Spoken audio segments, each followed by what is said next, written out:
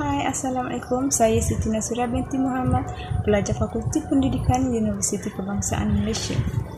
So, hari ini saya akan membincangkan tentang tajuk simposium daripada artikel yang saya kaji, iaitu tajuk dan tahap kecergasan fizikal atlet dan bukan atlet Universiti Kebangsaan Malaysia. Objektif kajian pula yang pertama adalah mengenal pasti amalan gaya hidup atlet dan bukan atlet di Universiti Kebangsaan Malaysia. Yang kedua adalah mengenal pasti aktiviti kecergasan fizikal yang dilakukan oleh atlet dan bukan atlet UKM. Yang terakhir pula adalah mengenal pasti faktor-faktor gaya hidup yang dapat mempengaruhi tahap kecergasan fizikal dalam kalangan atlet dan bukan atlet UKM. Untuk kajian literatur atau sorotan kajian pula adalah melalui model hubungan aktiviti fizikal kecergasan berlandaskan kesihatan.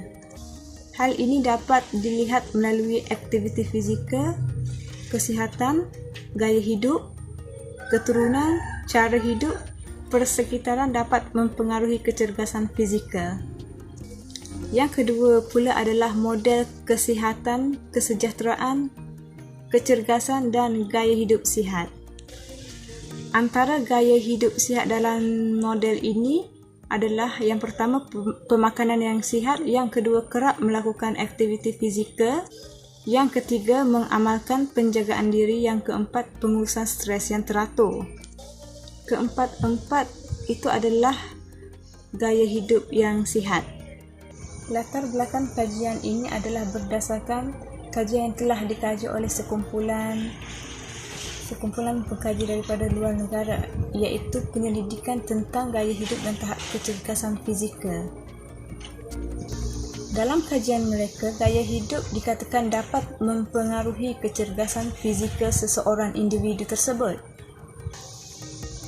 Pengkaji-pengkaji tersebut membuat kajian terhadap perempuan iaitu seramai 116 dan lelaki seramai 119 orang.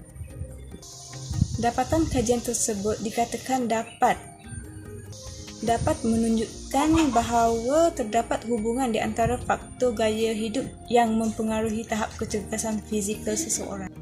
Tujuan kajian adalah untuk mengkaji gaya hidup serta tahap kecergasan fizikal yang diamalkan oleh atlet dan bukan atlet Universiti Kebangsaan Malaysia.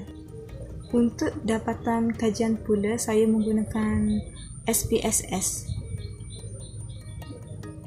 Dalam SPSS tersebut terdapat frekuensi, peratus dan min yang saya gunakan dalam kajian yang saya jalankan. Taburan, kekerapan dan peratusan mengikut jantina. So, kekerapan bagi lelaki adalah 28 dan peratusannya adalah 56%. Taburan kegerapan untuk perempuan adalah 22 dan peratusan adalah 44%. Jadual yang ke-6.0 adalah mengenal pasti amalan gaya hidup atlet dan bukan atlet di Universiti Kebangsaan Malaysia. Min yang paling tinggi adalah soalan yang pertama, iaitu saya makan pagi, tengah hari dan malam setiap hari. Minnya adalah 4.46 dan standard deviationnya adalah 646. Soalan min yang paling rendah adalah soalan yang ke-10, iaitu saya merokok. Minnya adalah sebanyak 2.22 dan standard deviationnya adalah 1.360. Jadual yang ke-7 pula adalah faktor-faktor gaya hidup yang dapat mempengaruhi tahap kecergasan fizikal dalam kalangan atlet dan bukan atlet. Min yang paling tinggi adalah soalan pertama, iaitu saya mengambil karbohidrat 3 jam sebelum melakukan latihan pertandingan dan standard deviationnya adalah 904, dan min yang paling rendah adalah saya tidak suka melakukan senaman yang berat, iaitu soalan yang ke-10. Minnya adalah 2.52 dan standard deviation adalah 1.249. Kesimpulannya adalah kajian yang dijalankan adalah bertujuan untuk mengenal pasti amalan, gaya hidup dan tahap kecerdasan fizikal yang diamalkan oleh pelajar Universiti Kebangsaan